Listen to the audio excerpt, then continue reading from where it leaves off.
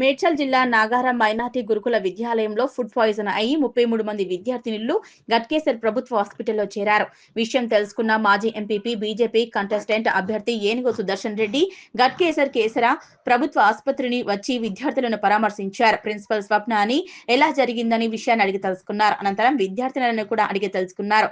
ఈ సందర్భంగా ఏనుగు సుదర్శన్ రెడ్డి మాట్లాడుతూ మేడ్చల్ జిల్లాలో చాలా గురుకులాలు ఉన్నాయని, వసతులు లేక అధికారులు స్పందించారని, రాష్ట్ర ముఖ్యమంత్రి రేవంత్ రెడ్డి స్పందించారని అన్నారు. రాష్ట్రంలో విద్యా వ్యవస్థను సంవత్సర కాలంలో భ్రష్టు పట్టించారన్నారు. ఇప్పటికీ అయినా ఇలాంటి ఘటనలు జరగకుండా చూడాలని ప్రభుత్వాన్ని కోరుతున్నారని తెలిపారు. బీజేపీ పార్టీ నుంచి ప్రజల కోసం నిరంతరం శ్రమిస్తున్నామన్నారు. స్థానిక కలెక్టర్ అయినా స్పందించాలని మొన్న కీసరలో ఈ రోజు గట్కేసర్లో గురుకుల విద్యాలయాల్లో ఇంత జరుగుతున్న జిల్లా స్థాయి అధికారులు రాకపోవడం చాలా బాధాకరమని తెలిపిన విషయం అన్నారు. మేడ్చల్ నియోజకవర్గంలో ఉన్న గురుకులాలు చాలా ఉన్నాయి. వసతులు లేక అధికారులు స్పందించలేరు. కాంగ్రెస్ ముఖ్యమంత్రి రేవంత్ రెడ్డి గారు కూడా స్పందించకపోవడం దురదృష్టకరం. ఇప్పటికైనా ఇలాంటి సంఘటనలు జరగకుండా చూడాలని ప్రభుత్వాన్ని డిమాండ్ చేస్తున్నాం. కానీ ప్రభుత్వం మాత్రం, కాంగ్రెస్ పార్టీ ముఖ్యమంత్రి రేవంత్ రెడ్డి గారు మాత్రం విద్యా వ్యవస్థని, వైద్య వ్యవస్థని రెండుని నాశనం చేసిండు ఈ సంవత్సర కాలంలో. కాబట్టి బీజేపీ పార్టీ ఆధ్వర్యంలో మేము ప్రజలకు అండగా ప్రజల సంబంధించిన విషయాల మీద నిరంతరం పోరాటం చేస్తాం. మా మేడ్చల్ నియోజకవర్గంలో ప్రతి అంశంపై రోజు పోరాటం చేస్తూ ఉన్నాం. మీడియా ద్వారా చెప్తూ ఉన్నాం. మీరు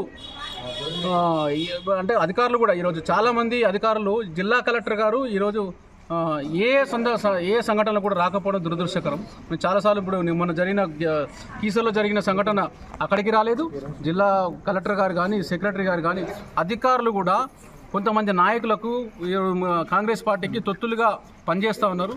వారిని మీ మీడియా ద్వారా చెప్తున్నాం, కనీసం మీరు ప్రజల కోసం పనిచేయాలి, ఒక వ్యక్తుల కోసమో పార్టీల కోసం పనిచేయొద్దని మీడియా ద్వారా తెలియజేస్తాం.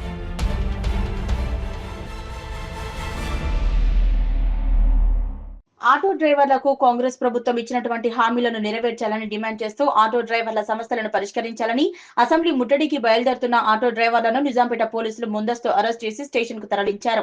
ఈ సందర్భంగా వారు మాట్లాడుతూ రోడ్లపై జీవితం కొనసాగిస్తున్న ఆటో డ్రైవర్లకు బీఆర్ఎస్, కాంగ్రెస్ లో తమకు చేసిందేమీ లేదన్నారు. గత బీఆర్ఎస్ పరిపాలనలో హైదరాబాద్ లో వోల్వో క్యాబ్లు ఏర్పాటు చేసిందని, కాంగ్రెస్ ప్రభుత్వం ఏర్పడగానే మహిళలకు ఉచిత బస్సు ప్రయాణం ఏర్పాటు చేయడంతో ఆటో డ్రైవర్ల పరిస్థితి దీనస్థితికి మారిందన్నారు. కాంగ్రెస్ ప్రభుత్వం ఇచ్చిన మాట కట్టుబడి ఉండి ఆటో డ్రైవర్లకు 12,000 ఇస్తామన్న మాట నిలబెట్టుకోవాలన్నారు. గ్రామాల్లో ప్రజలకు అందుబాటులో ఉంటూ ప్రజలను గమ్యానికి చేర్చే మొట్టమొదటి వ్యక్తి ఆటో డ్రైవర్ అని, రాత్రనక పగలనక అందుబాటులో ఉండేవాడు ఆటో డ్రైవర్ అని, ఆర్టీసీ బస్సు కానీ ఆపదలో ఉండే అంబులెన్స్ కూడా సమయానికి రాకపోతే ఆటో డ్రైవరే ముందుంటాడని, దీనికి రాష్ట్ర ప్రభుత్వం గమనించాలన్నారు. ఇకనైనా ప్రభుత్వం ఆటో డ్రైవర్ల సమస్యలను పరిష్కరించాలని కోరారు.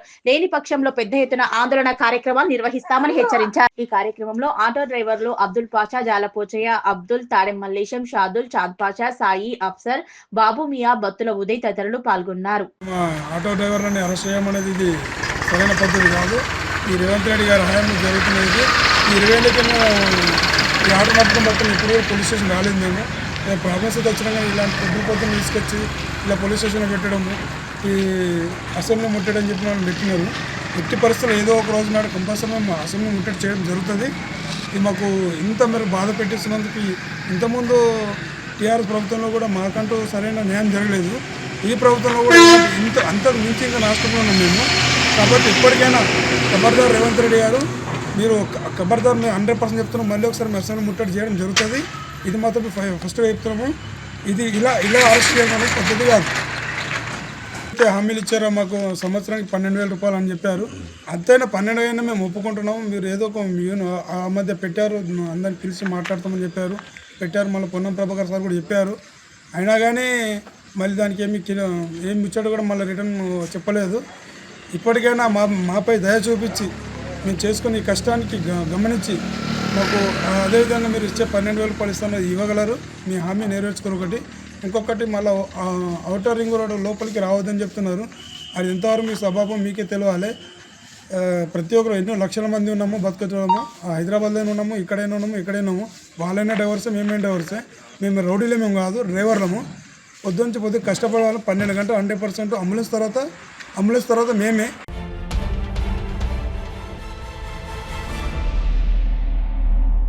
నిజాంపేట మండల పరిధిలోని నందిగామ గ్రామ శివార్లోని సాయిదుర్గ ట్రేడర్స్ రైస్ మిల్లులో విశ్వసనీయ సమాచారం మేరకు విజిలెన్స్ ఎన్ఫోర్స్మెంట్ ఎస్పీ ద్రోణాచార్యులు, ఎన్ఫోర్స్మెంట్ తహసీల్దార్ ప్రభాకర్, ఎన్ఫోర్స్మెంట్ ఎస్ఐ సాంబశివరావు ఆధ్వర్యంలో దాడులు నిర్వహించారు.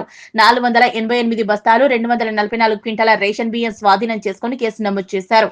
ఈ కార్యక్రమంలో స్థానిక తహసీల్దార్ సురేష్ కుమార్, ఎస్ఐ శ్రీనివాస్ రెడ్డి, ఆర్ఐలు ఇమ్రాద్, ప్రీతి తదితరులు పాల్గొన్నారు.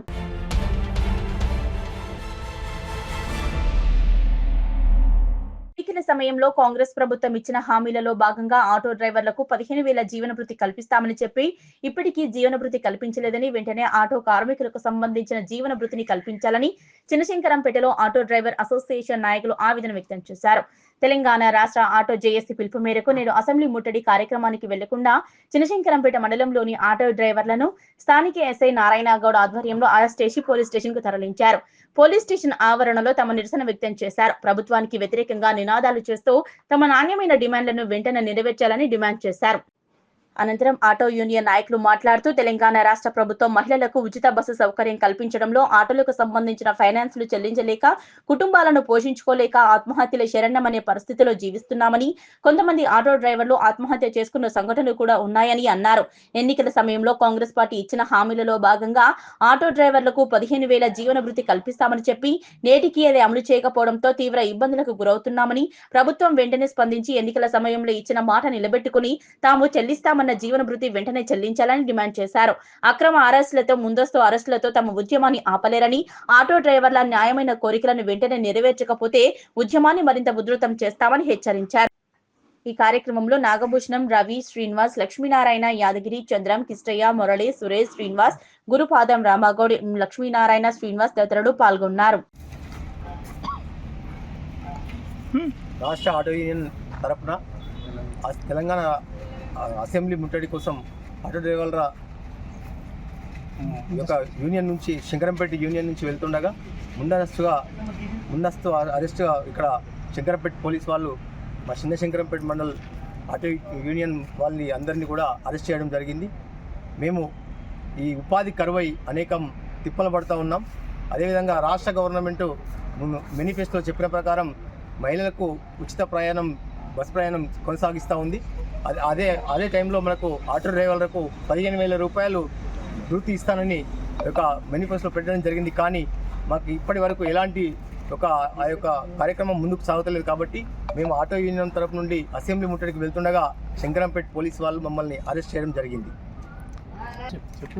అదేవిధంగా ఇలాంటి అరెస్టుల వల్ల ఆటో యూనియన్ను ఆపడం తరం కాదు, ఇక ముందు కూడా తీవ్రతరం చేస్తామని హెచ్చరిస్తూ ఉన్నాం. ఈరోజు ఆటో జేఏసీ పిలుపు మేరకు అసెంబ్లీ ముట్టడి కార్యక్రమంలో భాగంగా చిన్నశంకరంపేట మండలం నుంచి ఆటో యూనియన్ డ్రైవర్లు అందరూ ముట్టడికి బయలుదేరాము. దానిలోని భాగంగా శంకరంపేట పిఎస్ వాళ్ళు ముందస్తు అరెస్ట్ చేయడం జరిగింది. ఇలాంటి అరెస్టుల వల్ల ఉద్యమాన్ని అణచివేయలేరు.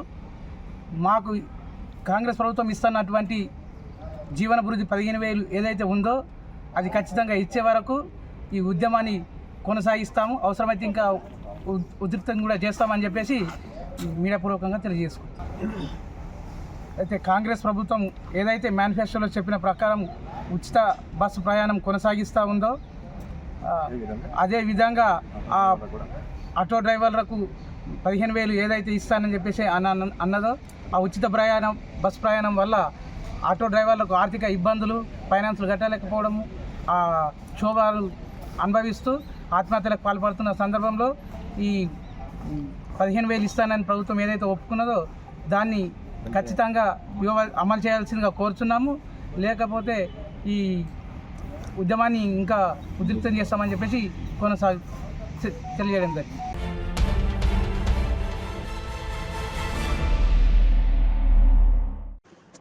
సిద్దిపేట జిల్లా గజ్వెల్ ప్రజ్ఞాపూర్ మున్సిపాలిటీ పరిధిలోని 13, 14 వార్డులలో మున్సిపల్ కమిషనర్ గోల్కొండ నరసయ్య మరియు శానిటరీ ఇన్స్పెక్టర్ రవీంద్ర ఆధ్వర్యంలో తడి చెత్త, పొడి చెత్తపై వార్డు ప్రజలకు అవగాహన కార్యక్రమం నిర్వహించారు.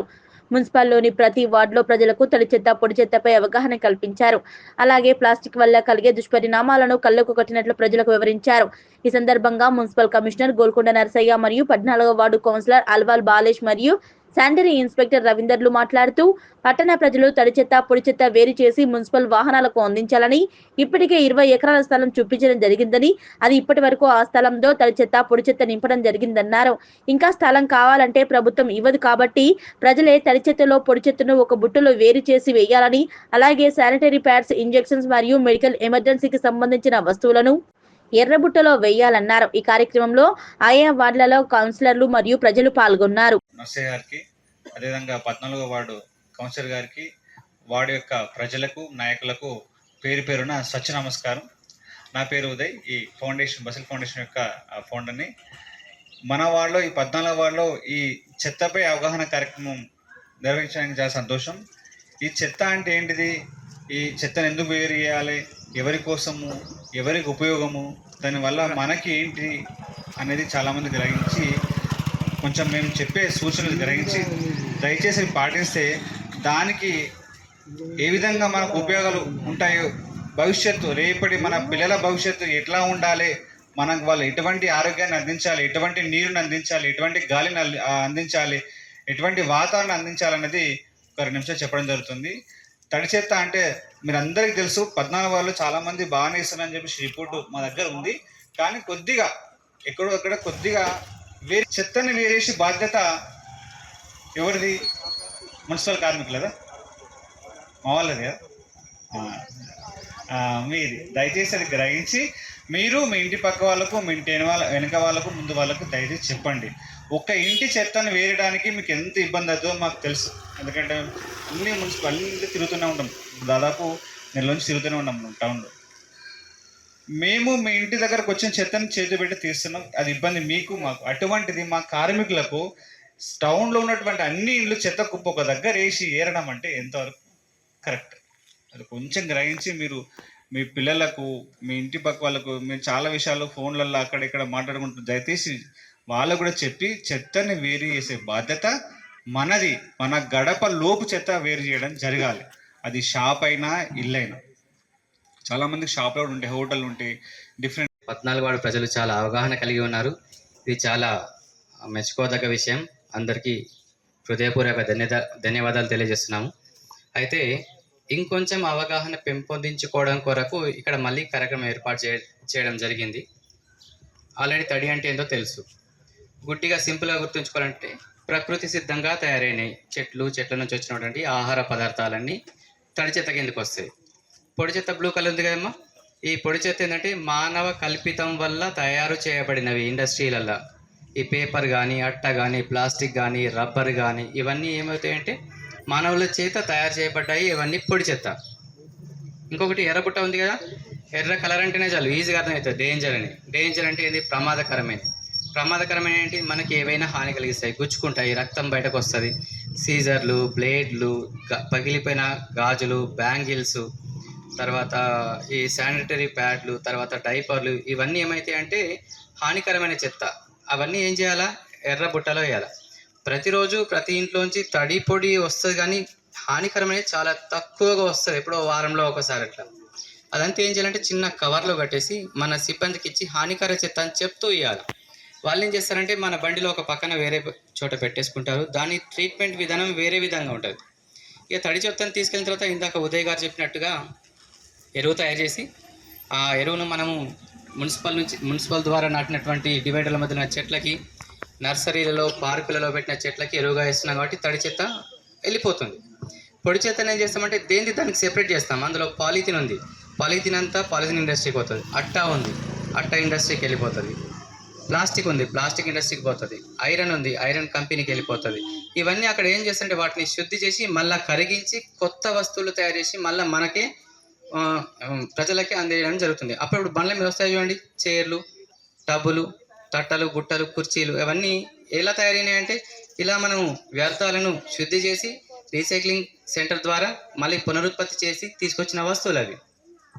ఇలా ఉన్న ప్లాస్టిక్ని రిన్యూవల్ చేస్తూ మళ్ళీ వాడడం వల్ల కొత్త ప్లాస్టిక్ రాకుండా మనం నిరోధించవచ్చు. 14వ వార్డులో తడి చెత్త పొడి చెత్తపై ప్రజలకి, వార్డు మహిళలకి అందరికీ అవగాహన కలిగించడానికి మనకు ఇక్కడ విచ్చేసిన ఈ వార్డు కౌన్సిలర్ బాలేష్ గారికి, మా ఎస్ఐ గారికి, వార్డు మహిళలకి, వార్డు ప్రజలకి అందరికీ నమస్తే. ఈ వార్డుకు వచ్చినాం. అంటే రోజు చెప్తున్నాం, అంటే మీరు పేపర్లో చూస్తుండొచ్చు. కానీ ఇప్పుడు ఏంటంటే గతంలో మీరు తడి చెత్త పొడి చెత్త రెండు వేరు చేసి ఇచ్చిండ్రు, కానీ మధ్యలో దాన్ని బంద్ చేయడము తిరిగి కలిపి ఇవ్వడం వల్ల మనకు చెత్త అనేది పేరుకపోతూ ఉన్నది. దీనివల్ల మా ఎస్ఐ గారు చెప్పినట్టు పర్యావరణం అనేది కలుషితమవుతుంది. మనకు చెత్త వేసుకోవడానికి స్థలం లేదని చెప్పితే గవర్నమెంట్ మనకి 20 ఎకరాల స్థలం ఇచ్చేది. ఆ 20 ఎకరాల స్థలము 2 ఇళ్ళు వేయాలి. మళ్ళీ చెత్త వేయడానికి మళ్ళీ ప్లేస్ ఎక్కడ, మళ్ళీ ఇంకో దగ్గర వేయాలంటే ఎవరైనా ఇంటి పక్కన చెత్త కుండి పెట్టుకుంటే మంచిగా ఉంటుందా? ఉండదు. మరి పొలాల పక్కన వాళ్ళని ఒప్పించి అది చేసి 20 ఎకరాల స్థలం ఇచ్చారు. మళ్ళీ ఇది నిండిందని చెప్పేసి పక్క దగ్గరికి పోతే వాళ్ళు ఎందుకు ఉండనిస్తారు? వాళ్ళకు అయితే వాసన వస్తుంది కదా. మన 4-5 ఇళ్ళది చెత్త ఈ ఖాళీ స్థలం ఉంది. ఇప్పుడు ఇక్కడ వేసారు అనుకోండి, మనకు రోజు కొంచెం మనకు వాసన వస్తుంటుంది, చూడడానికి ఇబ్బంది అనిపిస్తుంటుంది. మరి 20 ఎకరాలు నింపినామనంటే మళ్ళా అక్కడ ప్రజలకు ఎట్లా ఉండాలి, రోజు పీల్చుకునే వాళ్ళకి ఎట్లా ఉండాలి? అది ఎవరి వల్ల? మన చెత్త తీసుకుపోయి ఇంకో ఊర్లు వేయడము వాళ్ళకి ఇబ్బంది కలుగుతూ ఉంది. అంటే ఈ రెండు కలిపి వేయడం వల్ల మొత్తం అన్ని చెత్త అంతా ఒక గుట్టలాగా తయారయ్యి దాన్ని క్లీన్ చేయడానికి 1.5 ఖర్చు అయ్యింది. 1.5 అంటే ఎంత చెప్పండి?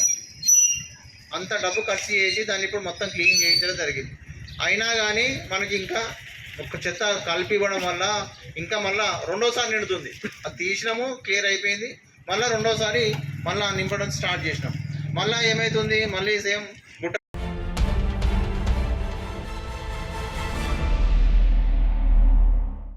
మెదక్ జిల్లా వెల్దుర్తి మండల వ్యాప్తంగా ఆటో డ్రైవర్లను పోలీసులు ముందస్తు అరెస్టు చేశారు. తమ సమస్యలు పరిష్కరించాలని డిమాండ్ చేస్తూ ఆటో డ్రైవర్లు శుక్రవారం చేలో అసెంబ్లీ ముట్టడి కార్యక్రమానికి పిలుపునిచ్చారు. ఈ నేపథ్యంలో తెల్లవారుజాము నుంచి ఆటో డ్రైవర్లను పోలీసులు అరెస్ట్ చేసి స్టేషన్ కు తరలించారు. అక్రమ అరెస్టులను వారు తీవ్రంగా ఖండించారు. ప్రభుత్వం తమకు ఇచ్చిన హామీ మేరకు 12,000 రూపాయల జీవన భృతి చెల్లించాలని డిమాండ్ చేశారు.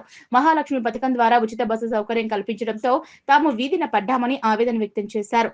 సంక్షేమ బోర్డు ఏర్పాటు చేస్తామని ఇచ్చిన హామీ నేటికి నెరవేరలేదని ఆవేదన వ్యక్తం చేస్తున్నారు. మహాలక్ష్మి పథకం తీసుకురావడం ద్వారా ఎంతో మంది ఆటో డ్రైవర్లు ఆత్మహత్యలు చేసుకున్నారని, వారి కుటుంబాలను ప్రభుత్వం ఆదుకోవాలన్నారు. తమకు ఇచ్చిన హామీలు నెరవేర్చకుంటే పెద్ద ఎత్తున ఆందోళన చేపడతామని హెచ్చరించారు. ఆటో డ్రైవర్ కి ఉపాధి లేకుండా చేశారు. కాబట్టి ఆటో డ్రైవర్లకు ప్రభుత్వం ఎలాంటి సాయం లేదు. దాదాపు 93 మంది ఆత్మహత్యకు పాల్పడ్డారు. అయినా కాంగ్రెస్ ప్రభుత్వం అలాగే మున్సిపాలిటీ 12,000 రూపాయలు ఇస్తామని ఇవ్వలేని కారణంతో మేము సంక్షేమ బోర్డు ఇస్తామని నమ్మించి ఓటు వేయించుకొని ఈరోజు వారి గోసలు పట్టించుకోకుండా మా సమస్యలను వెంటనే పరిష్కారం చేయాలని కోరుకుంటూ ఈరోజు అసెంబ్లీ ముట్టడిస్తున్నాం.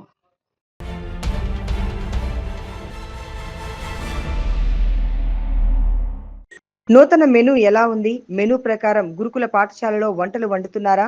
నాణ్యతతో కూడిన భోజనం పెడుతున్నారా అంటూ విద్యార్థులను ప్రశ్నించి విద్యార్థుల సమస్యలను జిల్లా కలెక్టర్ వల్లూరు క్రాంతి తెలుసుకున్నారు. శుక్రవారం జహీరాబాద్ మండలం రంజోల్ బాలికల గురుకుల పాఠశాలను జిల్లా కలెక్టర్ ఆకస్మిక తనిఖీ నిర్వహించారు.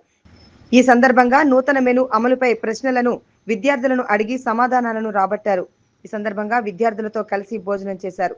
వంటగది, స్టోర్ రూమ్, కూరగాయలు, బియ్యం, చింతపండు తదితర సామాగ్రి ఎలా ఉందని కలెక్టర్ పరిశీలించారు. విద్యార్థులకు కొత్త మెనూ ప్రకారం భోజనాలు అందించాలని ప్రిన్సిపల్ ఆదేశించారు.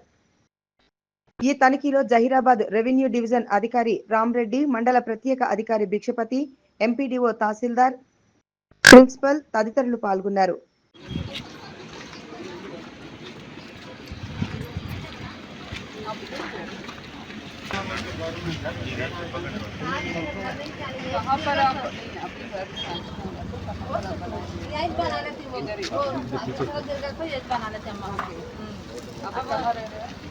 हमें वो छोटा रूम में तो हवा में नहीं पैसा नहीं, अब यही सब बोला ना, यही सब हमारा यही कितने लोग रहते हैं? बड़े बड़े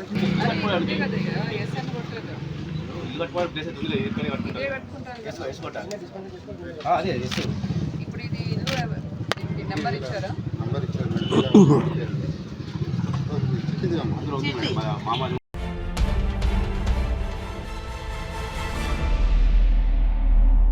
ఈ నెల 29న శ్రీ మల్లికార్జున స్వామి కళ్యాణోత్సవం మరియు జనవరి 19 నుంచి జరిగే బ్రహ్మోత్సవాల సందర్భంగా శుక్రవారం జిల్లా collector M Manoj Chaudhary, police commissioner doctor B Anuradha మరియు జిల్లా అధికారులతో కలిసి కళ్యాణం జరిగే తోటబావి, విఐపి దర్శనం, శీఘ్ర దర్శనం, సాధారణ దర్శనం, VIP parking, general parking, bus stand, Yellamma temple, నూతనంగా నిర్మిస్తున్న 50 గదుల సత్రాన్ని, నూతనంగా నిర్మిస్తున్న క్యూ కాంప్లెక్స్ భవనాన్ని క్షేత్రస్థాయిలో పరిశీలించారు. చర్యాల, హైదరాబాద్, కరీంనగర్, సిద్దిపేట బస్సులలో, ఆటోలో వెళ్లే రూట్లను పరిశీలించారు. ఈ సందర్భంగా జిల్లా కలెక్టర్ మనోజ్ చౌదరి మాట్లాడుతూ స్వామివారం కళ్యాణం జరిగే తోటబావి వద్ద విఐపి దర్శనం, సాధారణ దర్శనం గురించి ప్రత్యేక ఏర్పాట్లు చేయాలని, బారికేట్లు పటిష్టంగా ఏర్పాట్లు చేయాలని, కళ్యాణం జరిగే ప్రదేశంలో సీసీ కెమెరాల ఏర్పాటు చేయాలని, ఏర్పాటు చేసిన సీసీ కెమెరాలను ప్రతిరోజు పర్యవేక్షించాలని అధికారులకు సూచించారు. ఎలక్ట్రిసిటీ డిపార్ట్మెంట్ వారు లైటింగ్ గురించి అన్ని ఏర్పాట్లు చూసుకోవాలని, లైటింగ్ విషయంలో ఎలాంటి ఇబ్బందులు ఉండవద్దని, ప్రజలకు ఇబ్బంది కలిగించే ట్రాన్స్ఫార్మర్ల చుట్టూ ఫెన్సింగ్ ఏర్పాటు చేయాలని ఎలక్ట్రిసిటీ డిపార్ట్మెంట్ అధికారులకు సూచించారు. ఫైర్ సేఫ్టీ గురించి షాప్ యజమానులకు అవగాహన కల్పించాలని, రాబోవు 3 నెలలు బ్రహ్మోత్సవాలు జరుగుతాయి కాబట్టి అందరూ అప్రమత్తంగా ఉండాలని, విఐపి పార్కింగ్ లో తగు ఏర్పాట్లు చేయాలని ఫైర్ డిపార్ట్మెంట్ అధికారులకు ఫైర్ సేఫ్టీ మెజర్స్ తీసుకుని ఇలాంటి ఘటనలు జరగకుండా చూసుకోవాలని తెలిపారు. షాప్స్ ముందర దుకాణాలు పెట్టి వచ్చే భక్తులకు ఇబ్బంది కలగకుండా పెయింటింగ్ వేయించాలని ఆర్ఎండ్బి అధికారులకు సూచించారు. వచ్చే భక్తులకు మంచినీటి సౌకర్యం 24 గంటలు కల్పించాలని ఆర్డబ్ల్యూ అధికారులకు సూచించారు. టెంపుల్ కు ఇరువైపులా స్టాప్ గేట్స్ ఏర్పాటు చేయాలని టెంపుల్ ఈవోకు సూచించారు. వచ్చే భక్తులకు మెడికల్ ఎమర్జెన్సీ గురించి తాత్కాలికంగా స్టాల్స్ ఏర్పాటు చేసి మందులు అందుబాటులో ఉంచుకోవాలని డిఎంహెచ్ఓకు సూచించారు. సౌండ్ సిస్టమ్ ఇబ్బందులు లేకుండా చూసుకోవాలని ఐఎన్పి డిపార్ట్మెంట్ కు సూచించారు. వచ్చే ఆర్టీసీ బస్సులను స్టాండ్లలో నిలిపే విధంగా చర్యలు తీసుకోవాలని ఆర్టీసీ అధికారులకు తెలిపారు.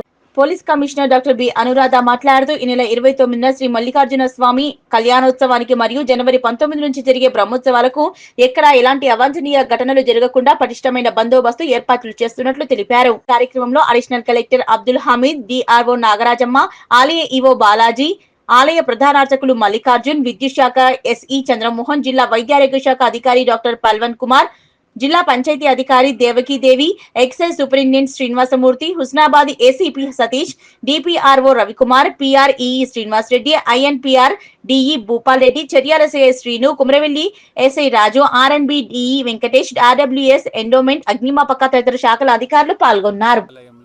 జరగబోతున్న కళ్యాణం 29th డిసెంబర్ నాడు ఉంది. అదేవిధంగా బ్రహ్మోత్సవాల్లో భాగంగా 19th జనవరి నుంచి జాతర కూడా ఉంటుంది. దీనికి సంబంధించి మనకి భక్తులందరూ కూడా సిద్దిపేట జిల్లాయే కాకుండా రాష్ట్ర వ్యాప్తంగా, దేశవ్యాప్తంగా కూడా భక్తులందరూ వివిధ ప్రాంతాల నుంచి ఇక్కడికి దర్శనం చేసుకోవడానికి వస్తారు. కాబట్టి వారికి ఎటువంటి ఇబ్బంది కలగకుండా మనం అన్ని డిఫరెంట్ డిపార్ట్మెంట్స్ ఏవైతే ఉన్నాయో టెంపుల్ అథారిటీస్, ఈఓ గారు, అదేవిధంగా పూజారులు అందరితో కోఆర్డినేషన్ చేసుకొని ఎక్కడా కూడా ఏ డిపార్ట్మెంట్కి పబ్లిక్కి ఇబ్బంది కలగకుండా డిపార్ట్మెంట్స్ రోల్స్ అండ్ రెస్పాన్సిబిలిటీస్ ఏంటి, వారి డ్యూటీస్ ఏంటి అనేది కూడా క్లియర్గా ఈరోజు విజిట్ చేసి వాళ్ళకి ఎక్స్ప్లెయిన్ చేయడం జరిగింది. ఆల్ అరేంజ్మెంట్స్ కంప్లీట్గా మనకి 25th వరకు కంప్లీట్ చేయమని కూడా చెప్పాము. మళ్ళీ 25th నాడు రీవిజిట్ చేసి ఒకసారి ఏ విధంగా రూట్ ఉంటుంది, భక్తులు ఎక్కడి నుంచి వస్తారు అనేది మళ్ళీ రీఎగ్జామిన్ చేసి కంప్లీట్ ఓవరాల్ అరేంజ్మెంట్స్ అన్నీ కూడా స్మూత్గా జరిగే విధంగా చూసుకుంటాం.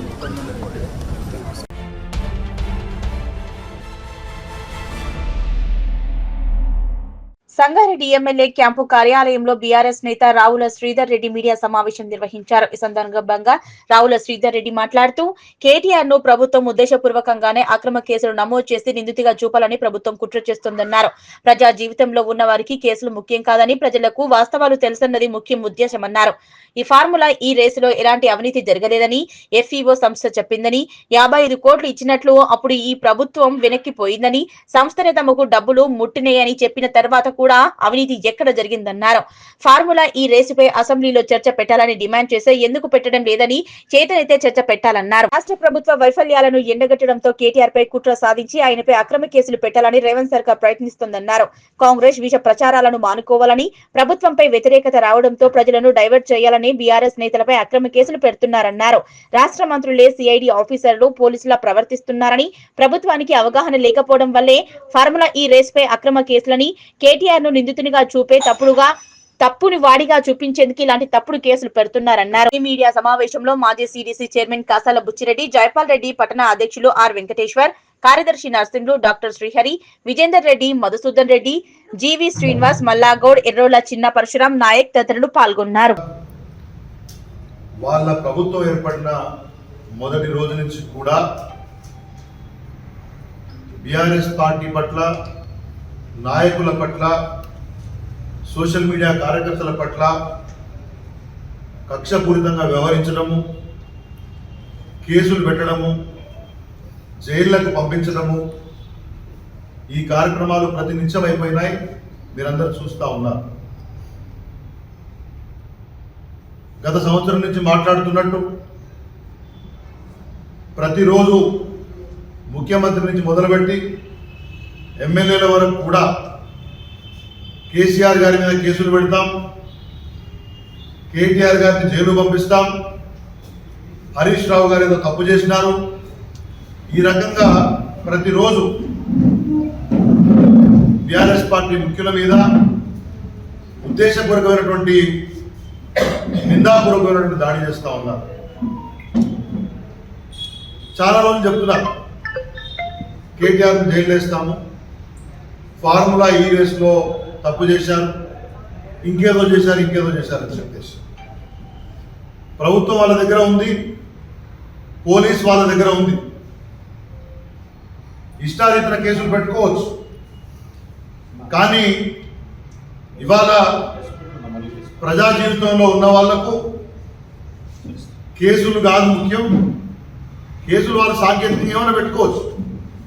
ప్రజలు ఏమనుకుంటున్నారు, ప్రజలకు వాస్తవాలు తెలియాలనేది బీఆర్ఎస్ పార్టీ యొక్క ఉద్దేశం. దానికి అనుగుణంగానే ఇవాళ రాష్ట్ర వ్యాప్తంగా అన్ని నియోజకవర్గ కేంద్రాల్లో, జిల్లా కేంద్రాల్లో బీఆర్ఎస్ పార్టీ ముఖ్య నాయకులు అందరూ కూడా మీడియా ముఖంగా ప్రజలకు ఈ ఫార్ములా రేస్ కేసు విషయంలో వాస్తవాలు తెలియజెప్పాలనే ఉద్దేశంతో ఈ ప్రెస్ మీట్ పెట్టుకున్నాం. దాంట్లో భాగంగా గౌరవ శాసనసభ్యులు చింతా ప్రభాకర్ గారి యొక్క మరి ఆలోచనతో, హరీష్ రావు గారి ఆదేశంతో ఇక్కడ ఇవాళ అందరం కూడా ఈ ప్రెస్ మీట్ నిర్వహిస్తూ ఉన్నాం. కొంత డీటెయిల్గా చెప్పాల్సి వస్తే కూడా వాస్తవాలు తెలియాలి కాబట్టి మీరు కొంత సమయం కేటాయించాలని చెప్పేసి మిమ్మల్ని కోరుతూ, నిన్న ఇదే విషయంపై కేటీఆర్ గారు స్వయంగా తనే ఆయన మీద ప్రభుత్వం కేసు పెట్టింది కాబట్టి ఒక డీటెయిల్డ్ ప్రజెంటేషన్ దీని మీద ఇచ్చారు. మరొకసారి ఇవాళ సంగారెడ్డి జిల్లా కేంద్రంలో ప్రజలందరికీ తెలియాల్సిన అవసరం. నిన్న ఈ ఎఫ్ఐఆర్ 10 పేజీల ఎఫ్ఐఆర్ చూస్తే దాంట్లో పదే ప్రస్తావించిన అంశం ఏంటంటే 55 కోట్ల రూపాయలు, దగ్గర 54 కోట్ల 88 లక్షలు, అంటే రౌండెడ్ 55 crores. ఇది వేరే సంస్థలకి, ఎఫ్ఐఏకి ట్రాన్స్ఫర్ చేశారని, ఎఫ్ఈఓకి. అది ఉద్దేశపూర్వకంగా, మోసపూరితంగా, ఒక నేరపూరిత కుట్రతోటి ట్రాన్స్ఫర్ చేశారనే విషయాన్ని ఈ ఎఫ్ఐఆర్లో పొందుపరిచారు. నేను మీ ద్వారా ప్రజలకు తెలియాలనుకున్నాను. తెలంగాణ రాష్ట్రాన్ని, హైదరాబాద్ నగరాన్ని ప్రపంచ పటంలో నిలబెట్టాలి. రాబోయే కాలం అంతా కూడా ఎలక్ట్రిక్ వెహికల్స్ యుగంగా ఉండబోతోంది. ఇప్పటివరకు జరిగినటువంటి ఒక రేసులన్నీ కూడా, నార్మల్ ఇంజిన్స్ అన్ని కూడా ఐస్ అంటారు, ఇంటర్నల్ కంబషన్ ఇంజిన్స్. అంటే డీజిల్ లేదా పెట్రోల్ ఇటువంటి ఇంధనాలను మండించి ఉండే ఇంజిన్లు. రాబోయే ప్రపంచం అంతా కూడా ఎలక్ట్రిక్ వెహికల్స్ డామినెన్స్ ఉంటుంది. అట్లాంటి సందర్భంలో హైదరాబాద్ నగరంలో ఆయా సంస్థలు, పెద్ద సంస్థలు రావాలి, ఎలక్ట్రిక్ వెహికల్స్ వినియోగం పెరగాలి, ప్రపంచ పటంలో హైదరాబాద్ నిలపాలనే ఉద్దేశమే తప్పితే దీంట్లో ఏదో డబ్బులు దండుకోవాలి, దీంట్లో ఏదో ఎవరినో మోసం చేయాలి, తెలంగాణ ప్రజల సొమ్ముని, రాష్ట్ర సొమ్ముని ఎవరికో కట్టబెట్టాలనే ఆలోచన లేదు. కానీ ఇవాళ ప్రభుత్వం ఉద్దేశపూర్వకంగా కేటీఆర్ గారిని ఒక నిందితుడిగా, ఒక తప్పు చేసినటువంటి వాడిగా చూపించే ప్రయత్నము ఈ కేసు ద్వారా చేస్తుందనే విషయాన్ని మేము ప్రజలకు చెప్పవలసింది. ఈ కేసు పురాపరాలు ఏంటంటే, అసలు ఫార్ములా ఈ రేస్ అంటే మనము ప్రపంచవ్యాప్తంగా FIA అని ఉంటుంది, ఫెడరేషన్ ఇంటర్నేషనల్ ఆటోమొబైల్స్. భారతదేశంలో federation of motor sports clubs of India అని ఒక సంస్థ ఉంటుంది. అంటే మన క్రికెట్ ఎట్లయితే నిన్న మీరు చూసుంటారు, క్రికెట్ ఎట్లయితే ఇంటర్నేషనల్ క్రికెట్ ఫెడరేషన్ ఐసీసీ ఎట్లా ఉంటుందో, భారతదేశంలో board of control for cricket in India BCC ఎట్లా ఉంటుందో అక్కడ ఎఫ్ఐఏ ఉంటుంది, ఇక్కడ ఎఫ్ఎస్సిఏ ఉంటుంది. ఆ ఎఫ్ఐఏకి ఎలక్ట్రిక్ ఆపరేషన్స్ వింగ్ అంటే ఎఫ్ఈఓ అనుకోండి. ఈ ఎఫ్ఈఓ ద్వారా మన దగ్గర ఈ ఫార్ములా రేస్ జరిగింది. ఇది ప్రపంచవ్యాప్తంగా బీజింగు, బెర్లిను, ప్యారిసు ఇట్లాంటి నగరాల్లో జరిగినటువంటి యొక్క ఈ రేస్ని ప్రతిష్టాత్మకంగా భావించి కేటీఆర్ గారు, కేసీఆర్ గారి ఆదేశంతో తెలంగాణ రాష్ట్రానికి ఈ యొక్క రేస్ని తీసుకొచ్చి హైదరాబాద్లో నిర్వహించారు. నిర్వహించిన సందర్భంలో దీంట్లో ఏంటంటే సీజన్స్ ఉంటాయి. ఎట్లయితే ఒలింపిక్స్ మనము ఇప్పుడు మొన్న దగ్గర అయింది, నెక్స్ట్ సీజన్ ఒక 4 yearsకి, నెక్స్ట్ సీజన్ ఒక 4 yearsకి ఎట్లయితే చేస్తారో అట్లా సీజన్స్ ముందే నిర్మితం అవుతాయి, ముందే నిర్ణయం జరుగుతాయి. సీజన్ 9, 10, 11, 12 జరగాలనే ఒక అగ్రిమెంట్ని ప్రభుత్వం తీసుకుంది. దాంట్లో సీజన్ 9 హైదరాబాద్ నగరంలో జరిగినప్పుడు